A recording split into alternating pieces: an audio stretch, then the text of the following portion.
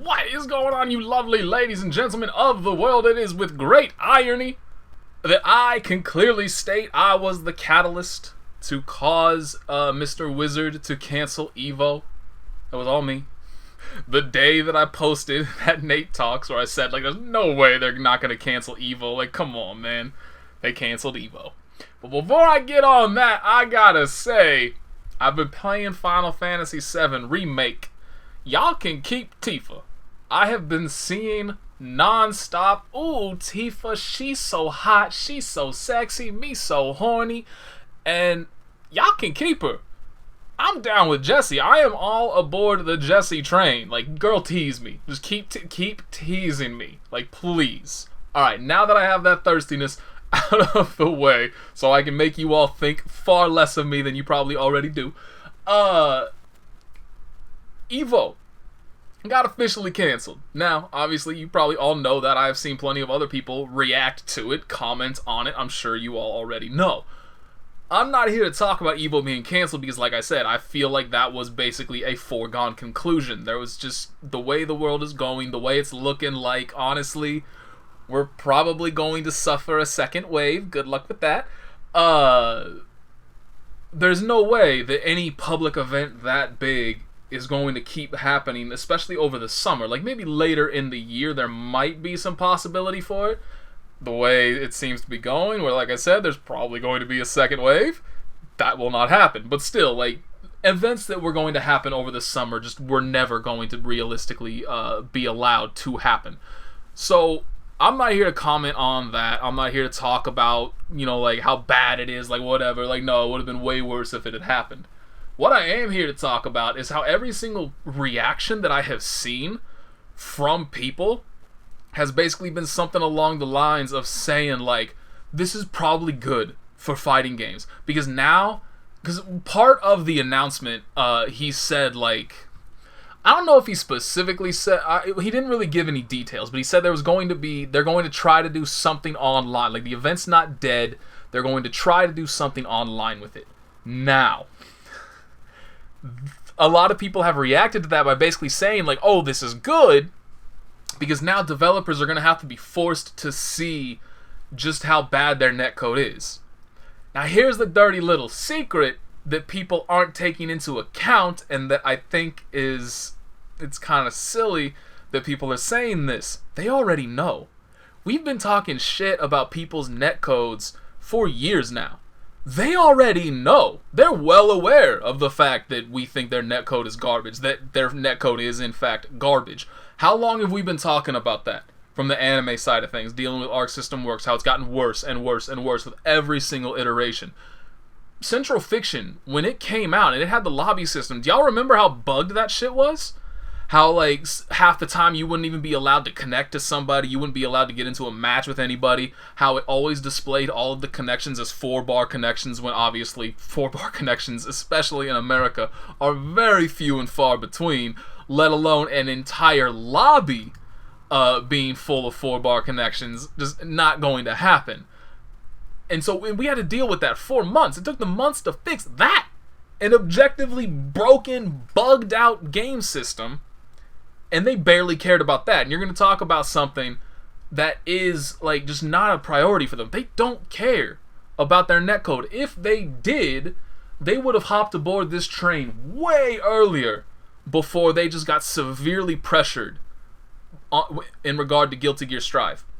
And honestly, I feel like the only reason that they are basically capitulating to people saying, like, yo, we want rollback netcode, is because of all of the trash talk surrounding the rest of the game. Not just the netcode, not just the potential online components. It's because there is so much disdain toward the direction the game is going, toward, like, the words that they're using to describe the game, how they want to make the game.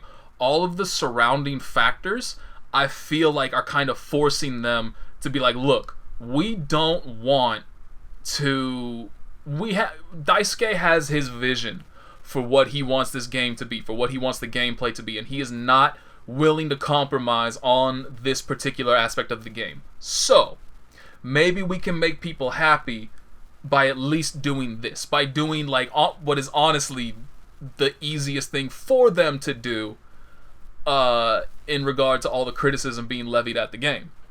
I feel like that's kind of more what this is versus, oh yeah, they really care about their fans and they really want to do well by us. Like, no. There's so much negativity surrounding the game. They need something good to come out of this, and honestly, the netcode is probably one of the easier ways to go about it because there are many other developers who have already solved this issue. They even got the guy that worked on Killer Instinct's netcode to come help them, and they'll probably just shove all the work onto him, truth be told. But another little example that I'm going to use for this is Street Fighter V. Now, we all know, shouldn't say we all know, anybody that has played the game knows it's pretty subpar online. It's not the worst, but it's not good. Now, somebody, I can't remember, it's been so long since it happened. It actually hasn't been that long, but it's been long enough and I wasn't really involved in the entire thing to really remember, but somebody made, a fan, not a developer for Capcom, had no affinity with Capcom whatsoever, just somebody who was good with networking and had an interest in making Street Fighter V better, did a fan-made mod for the Steam version of the game that you could download and install that made the online better. If both people had the patch installed, it was basically perfect. Unfortunately, if only one person had it installed and the other person did not, the other person had a miserable time, and the person who had it installed had a great time and had no idea anything was wrong. It was a little weird, but still, a fan-made patch that objectively made the game better, that made a lot of people happy, that increased the enjoyment of the game overall for a lot of people. Now, how did Capcom react to this? There's a few roads they could take, right, at this point.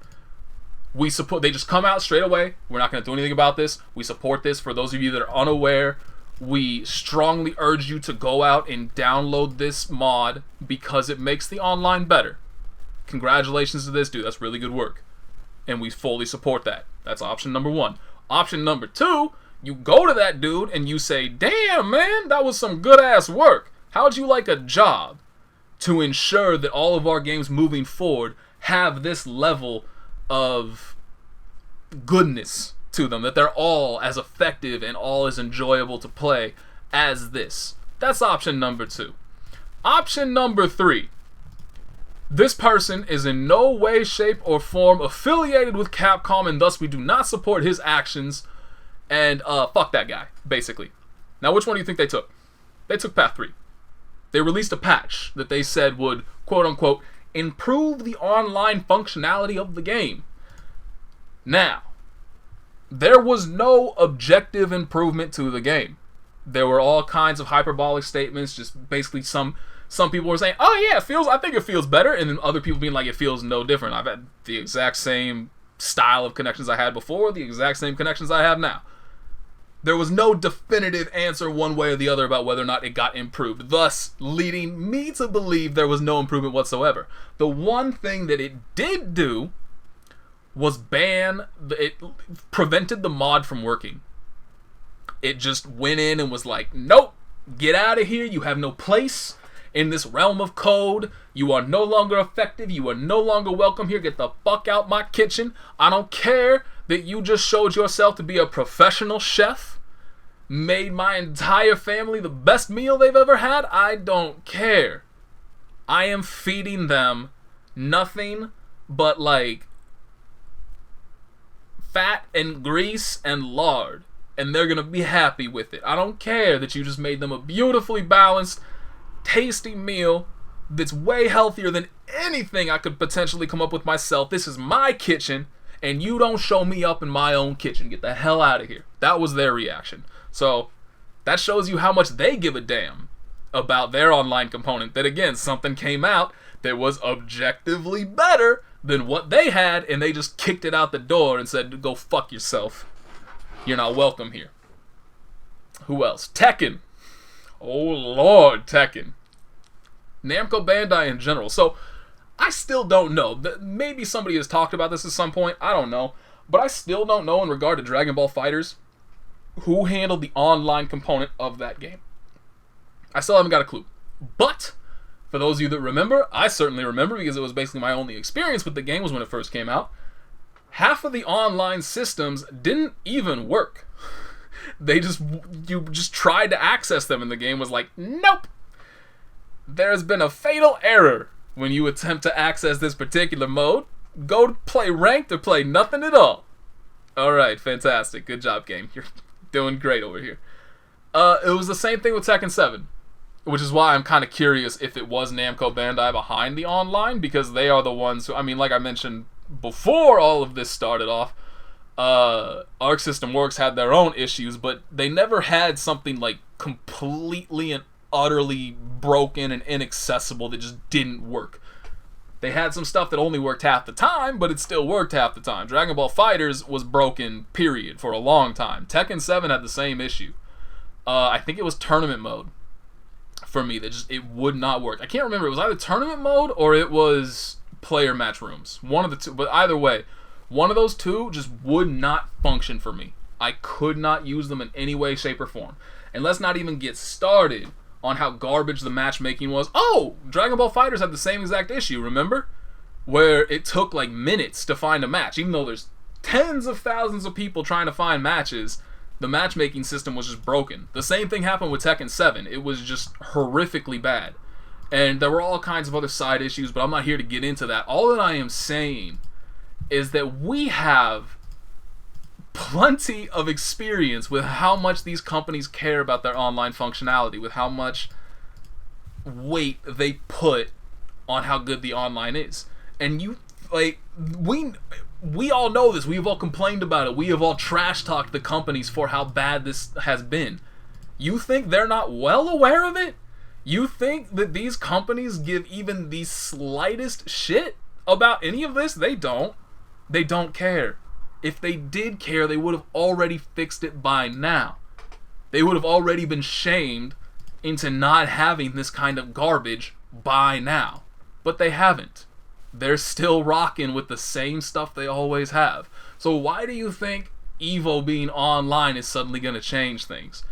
They're either going to be completely silent over everything that's going on, or alternatively, they're just going to be like, oh, well, you know, they're just so far away from each other, there's nothing you can do. Which, to be fair, partially that is true. I mean, when it comes to distance, that's a physics issue that you cannot solve, but still, like, they will find excuses. And I just think it's foolish.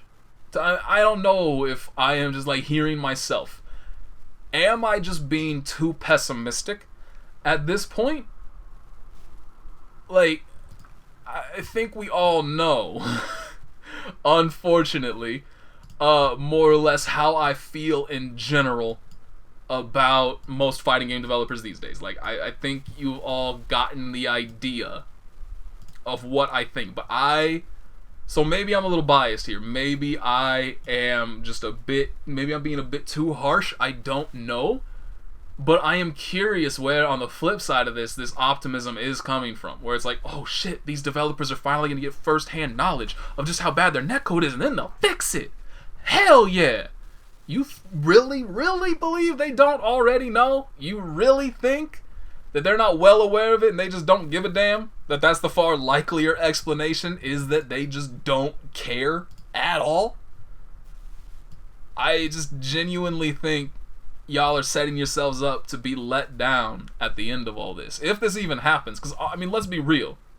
If they want to do an online component to EVO and have it mean anything whatsoever, it's going to have to just be a bunch of different region-locked tournaments. You cannot have somebody from North America playing against somebody from China and have it be a quote-unquote legit match. You can't have somebody playing from France fighting against somebody from Australia and have it be a good match. It's just not going to happen. And so, like, that was just the first thing because I didn't wind up saying it, because I'm sure there were a billion other people tweeting something along the exact same lines. But my first thought when I saw that was just like, oh boy, I can't wait for my first round to be against some Russian that's in the middle of a blizzard. Can't wait for that joy to happen. And that's what's going to happen, inevitably. So you are going to have to basically region lock the games. But even then, even if you do region lock the games, do you also region lock them within the same country if the countries are big enough? Do you put West Coast and East Coast on the same tournament bracket? Because most games these days can't handle East Coast to West Coast connections. We're all well aware of that. If you're in one of those regions, or if you've seen somebody play from one of those regions against somebody from the opposite region, you know how few games can actually have an effective competitive match in that environment. There's very few. So certainly none of them that are actually on the Evo docket. That's another thing that I've been seeing tossed around. It's just like, yo, throw out the entire Evo game list right now and just replace it with games that have good rollback netcode. Like, Killer Instinct, Skullgirls. I think Melty Blood has been thrown around. Anyway, Mark of the Wolves. I'd actually watch Mark of the Wolves. But yeah, like, they can't do it. And it's going to be really interesting when this comes around, because honestly, all that it's going to be is it's just going to be flame bait. This is all just going to be nothing but frustration for people that participate in it. It's going to be flame bait for anybody that watches it, and the devs aren't going to give two shits either way. So don't get your hopes up. That's all I'm saying. I don't want to try to bring the party crashing down, but all that I'm saying is you are misplacing faith if you believe in these people and their good intentions, because they don't have any. I feel like we've seen this from the recent balance efforts by Tekken, and like the absolute disdain that the developers treated the player base with when the player base went, "What the hell are you doing? Are you stupid?" And then like just the utter disregard of commentary from people like from companies like Arc System Works, where they're just always sitting back there saying, "Don't worry, we're listening to you, we hear you, and we're gonna take your feedback into account." No, they're not. They haven't done it once yet. You think they're gonna start now?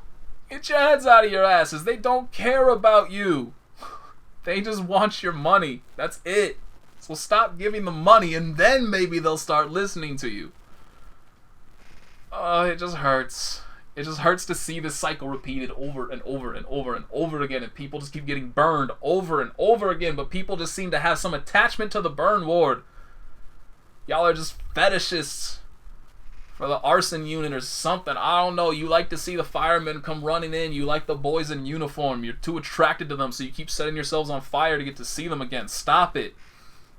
There are better people out there that deserve your time and attention. Fuck these guys. That's my lesson for today. I'm done before I start saying even worse things.